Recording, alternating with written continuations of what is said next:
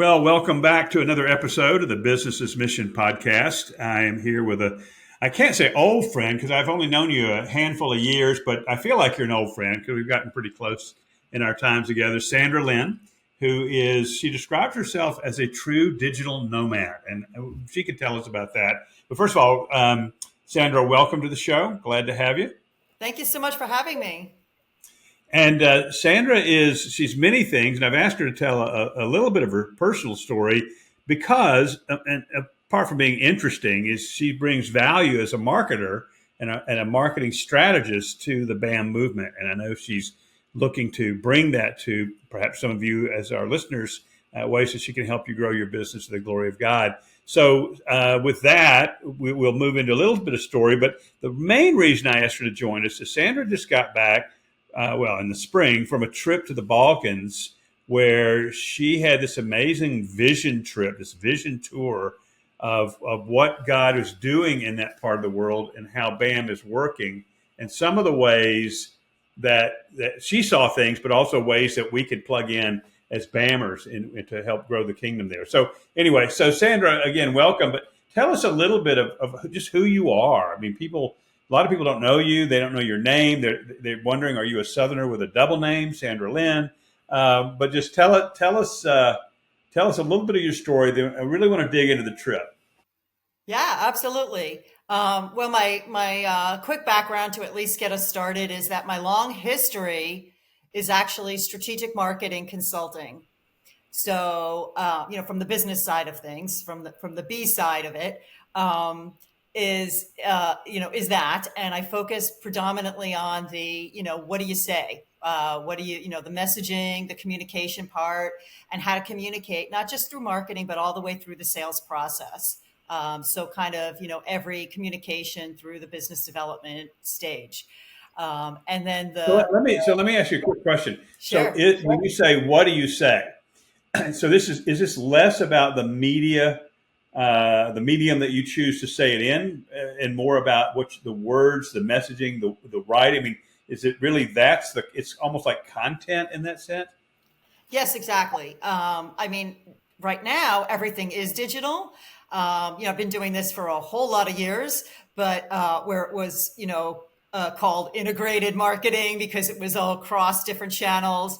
Now the channel is digital. So everybody needs to learn how to take what they are trying to communicate and communicate that in digital form, regardless of what their business is. So, or the channel is. So yeah, the focus is digital, but it is across all the channels that they would be speaking. So let me ask you another question. I could go on this for another hour. I'm not going Yeah. to, but for the sake of our audience, which are primarily either BAM practitioners or BAM supporters, this is a big deal for the BAM world right now. Is marketing, trying to create markets for themselves outside of perhaps their national presence. So they don't know. I hear a lot that they have questions and not a lot of answers.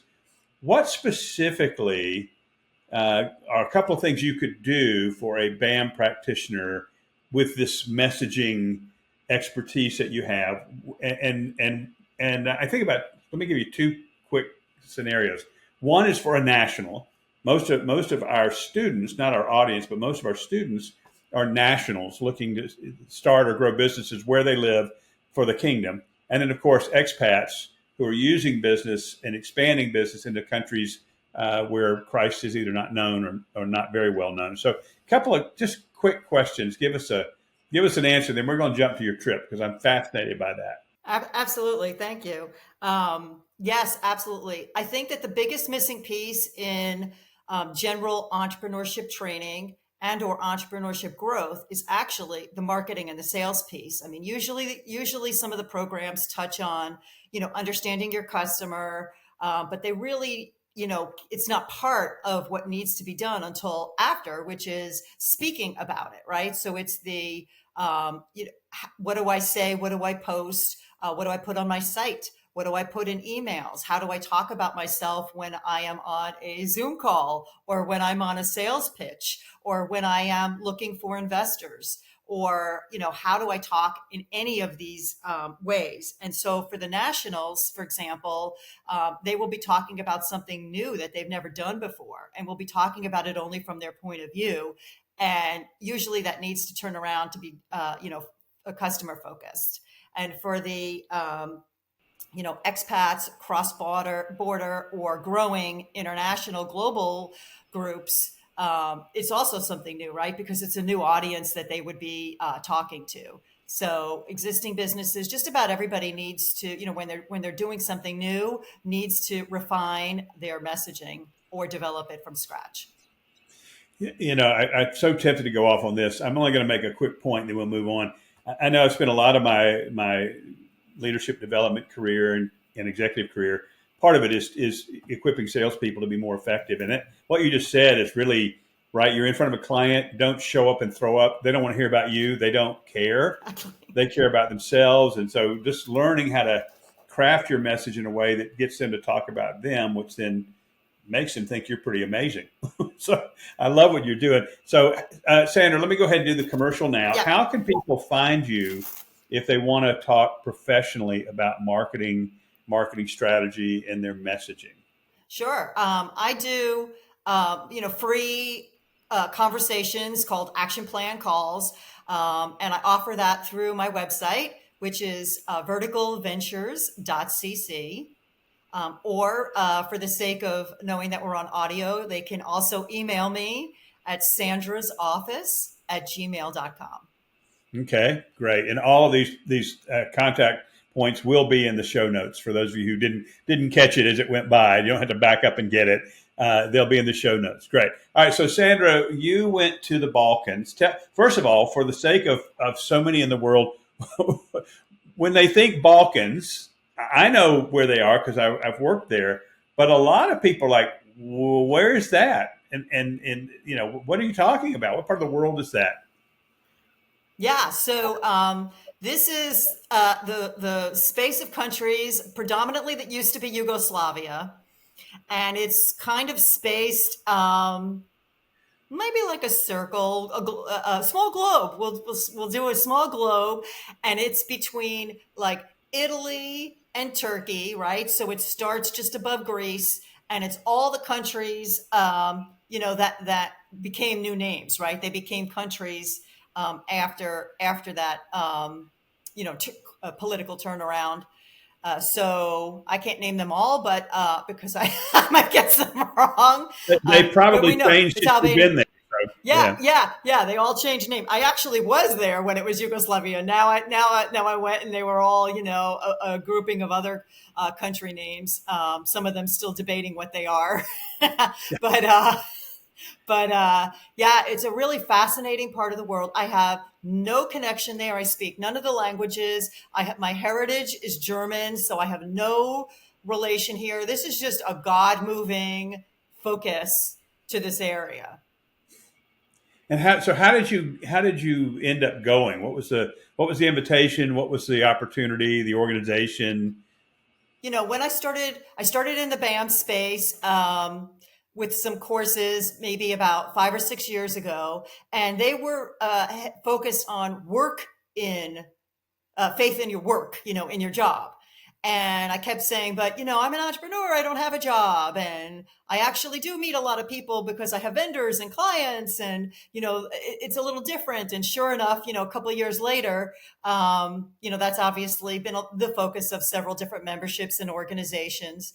And I've been able to, coach into that space with some organizations globally that work with global entrepreneurs that are growing in their nation and out of their nation, which has been amazing and has helped me develop what my kind of sweet spot might be.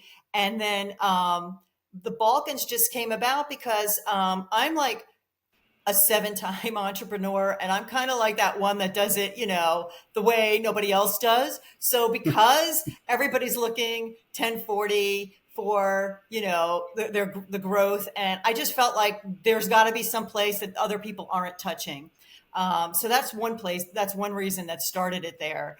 And then honestly, just because I do travel alone.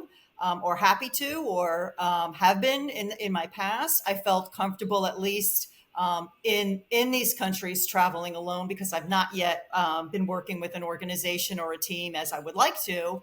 But I felt like that. So those odd combinations of, God putting that on my on me is what led me here. And I don't know, did you have a I can keep going, but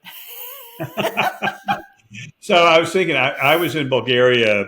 mm, It's probably been 10, it was pre pandemic, of course. And that's kind of the border on the outside of this part of the world. It's an amazing place, and the need is huge. It's not that there aren't Christians, because there is a Christian heritage in that part of the world, but the Muslim influence is incredibly powerful, has been dominant in some parts, uh, and combine that with the Soviet influence. So you had this sort of Muslim blanket of darkness and this atheistic communist blanket of darkness. And so the church has really struggled. And I think it's fair to say maybe they're not technically unreached, but they're certainly least reached in a very needy area. A lot of corruption, a lot of human trafficking, a lot of it's really, and yet the people, and I know you'll tell us, the people I found to be wonderful, warm and open and inviting, cynical, I think, because of all that they've been through. But anyway, so I'm a mhm, little familiar with that part of the country, that's but great. I've not personally been beyond Bulgaria Yeah, into that area. So, all right, so I'm going to throw this open to you, and I'll just jump in yeah, occasionally. yeah. What did you Please do. see? Where did you go, and what did you learn? So, what you just said left me with one point before I head into that, which is that there have been conferences that are in Europe, Western European conferences that have been held in Romania. There are faith-driven efforts that have begun there and in other areas. So that was one of the last points that I hadn't thought of, in what you had just asked me before, as to why that area is really happening. So yes, there is definitely a focus of BAM happening, and a BAM movement through the countries there. And yeah, I did absolutely sense there was calls to prayer from the mosques that were, heard and seen, and Orthodox churches everywhere. There's a lot of mixed history, a lot of bloody history, that is still being battled through the generational continuance of some of that, as well as nationalism, which is really important, but some of it's getting mixed because some of the countries are EU entry and others are not. So there's kind of still a mix of things going on there.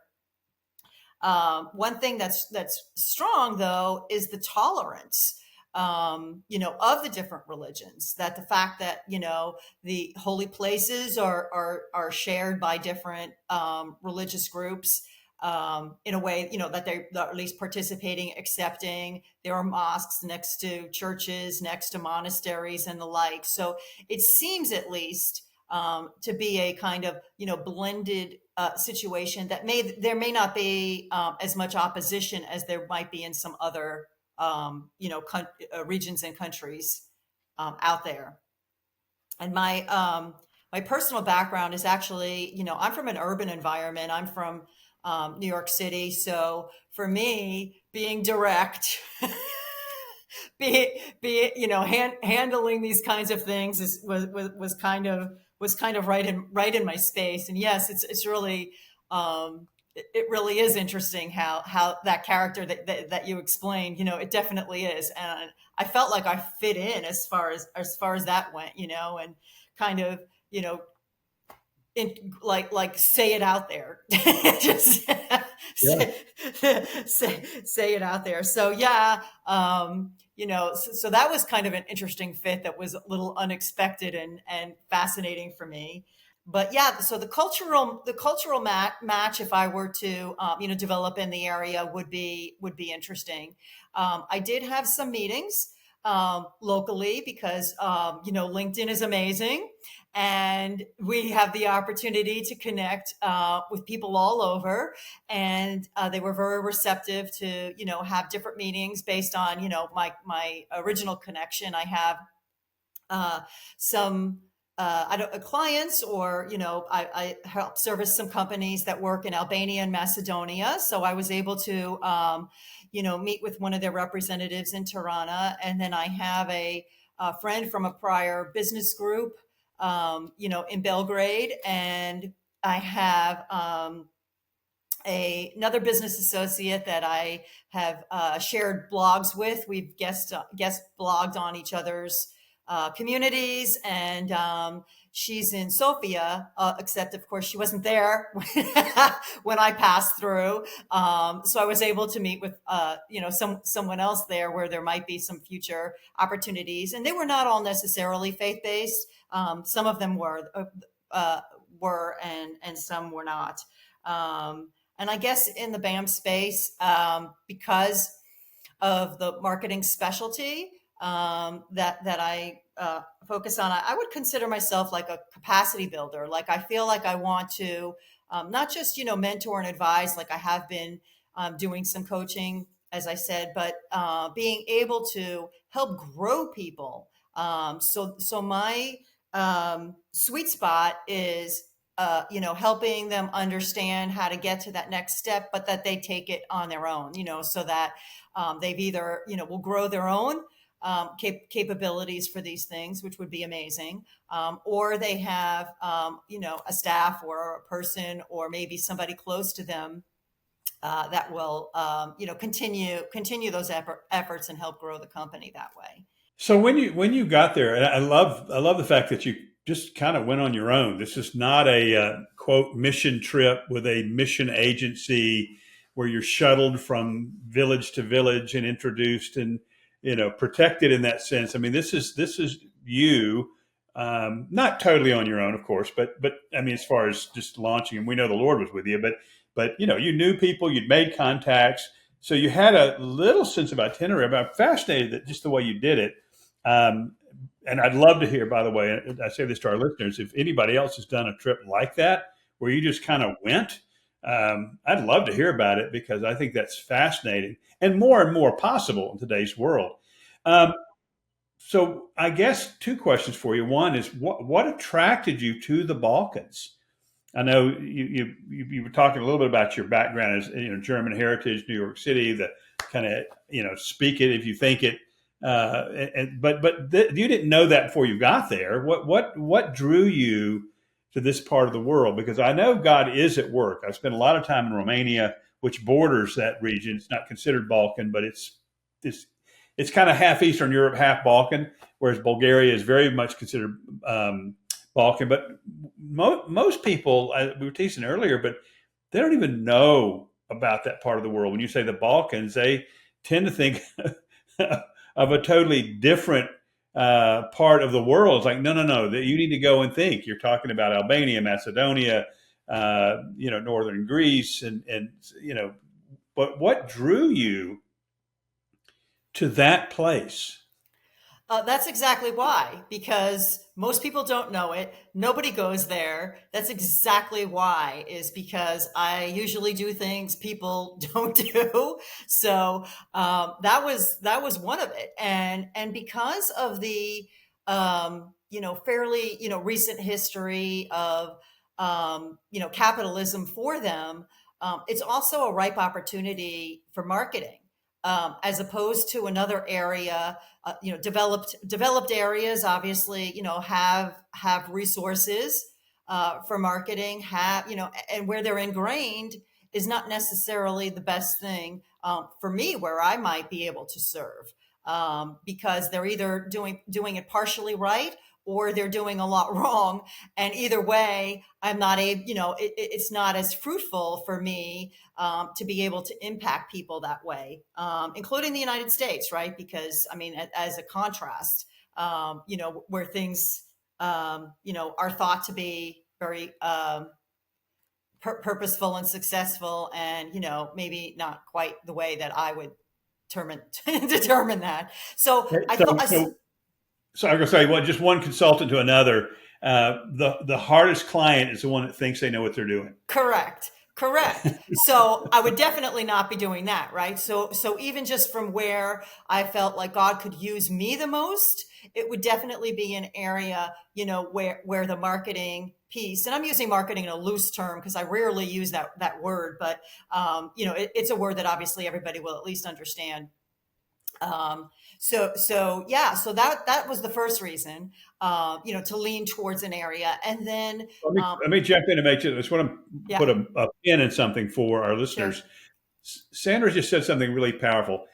We think about business's mission is you either expand your business overseas or you move overseas, or if you're a national, you grow a business where you live.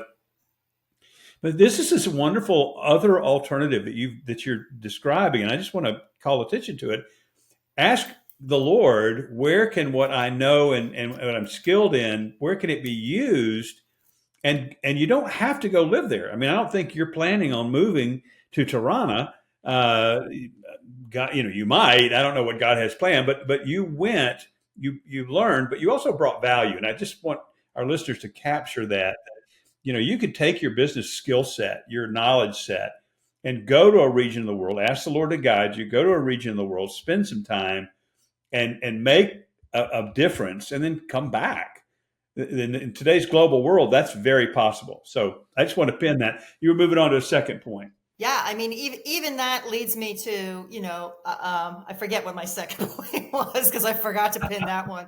But Sorry, I did that. that's I did okay. that No, all the this was time. really good. This was good, and you'll remember for me anyway. So, yeah, I just looked for, where can I participate in building the kingdom, and that's really where I was looking. I said, God used me, right, and just like he did with Matthew. I always say, just like he did with Matthew, and he just said, leave everything in and come with me. Um, Hmm. that's what I did. I literally left my home, my place, my where I was, over 2 years ago, and have been digital nomading ever since. So I literally and physically could go wherever he would send me. So I did prepare, in a way. Not that that's necessary for everyone.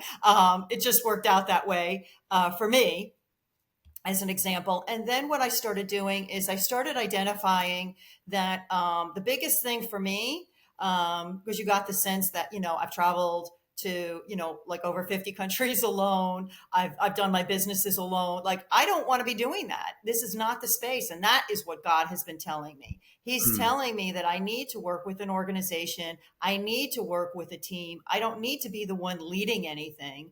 I just haven't found that yet. I've been seeking that for over 3 years. And I did find a sending organization, with a program, that prepares business missionaries.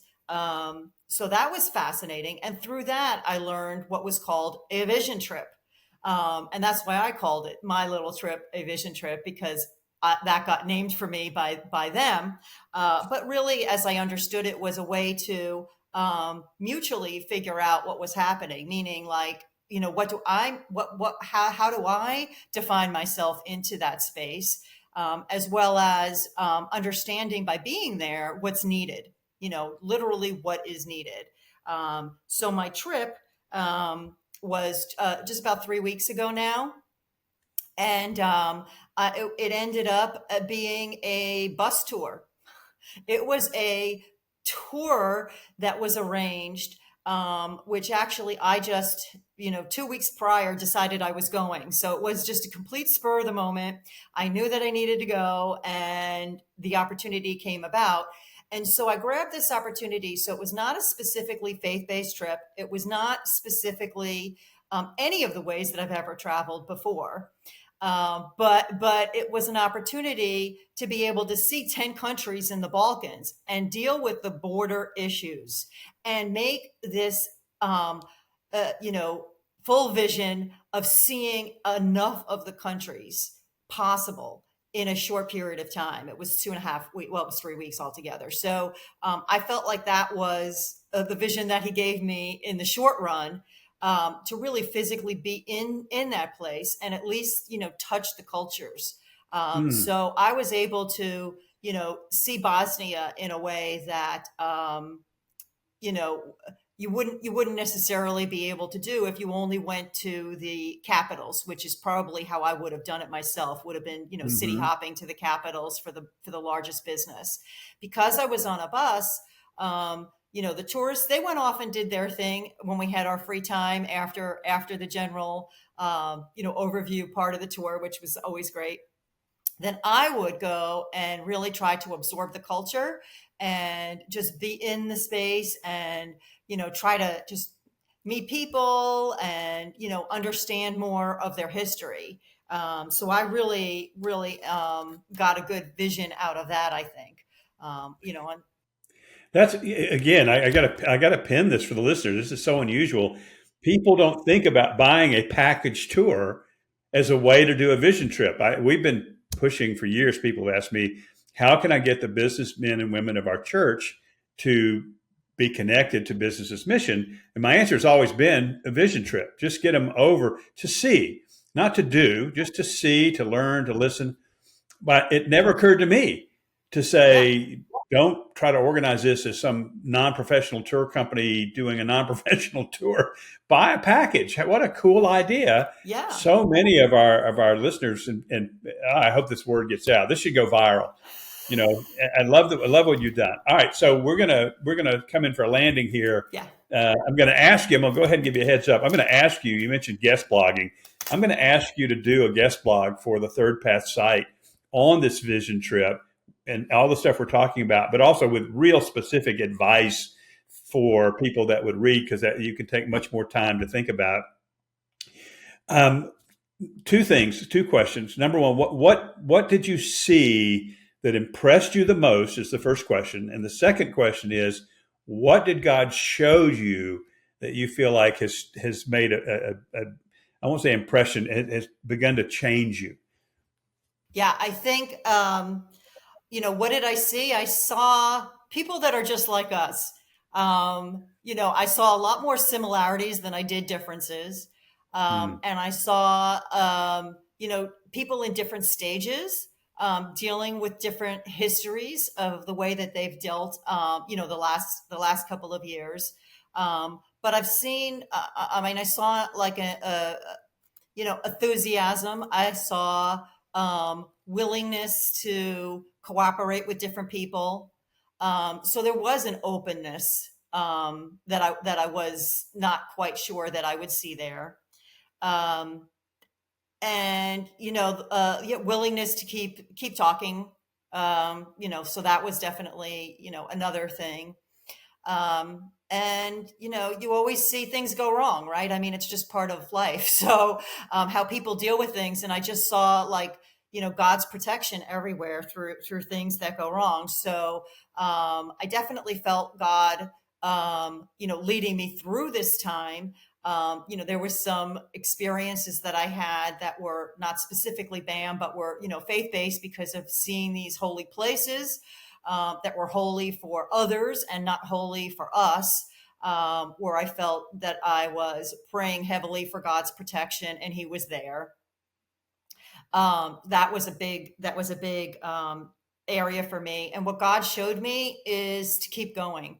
That what's next for me in the kingdom is walking somewhere towards this path, and that He will guide and lead me to different opportunities that will start to solidify this path of being able to help into the Eastern Europe and Balkan area. I'd like to go back fairly soon. So I would love to, figure out, how to get some support, both in costs and in, an actual organization or, support group type thing that would not necessarily just fund me, but, be part of this and start seeing some opportunities there for themselves or for the organization.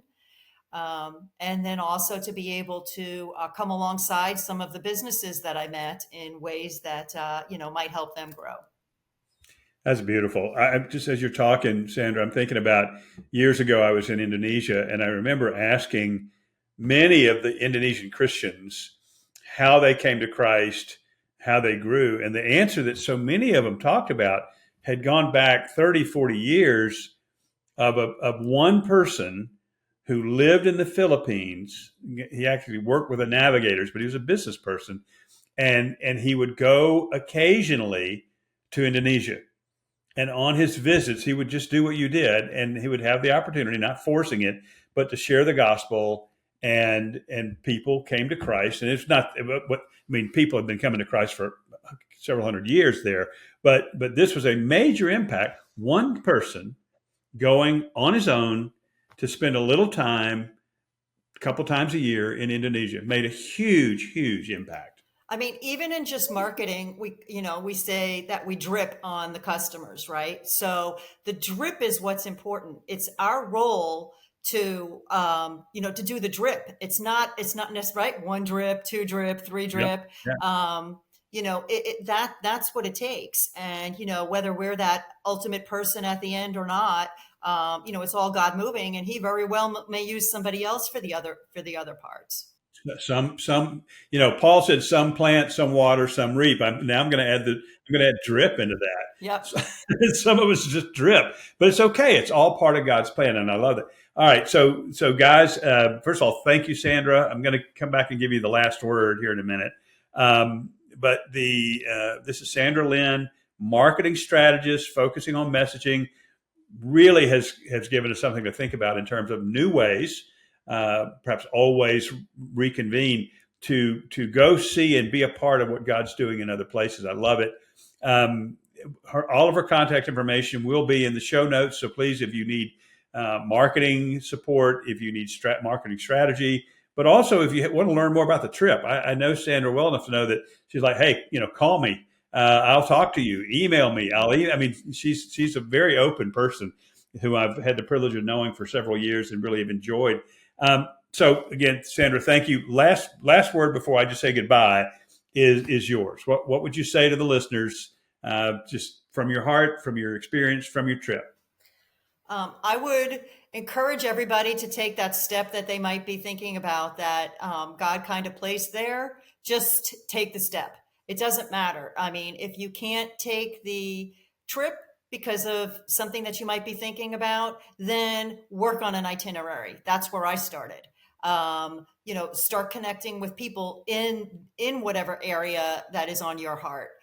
Just take those baby steps, because you will be led to the rest of the way.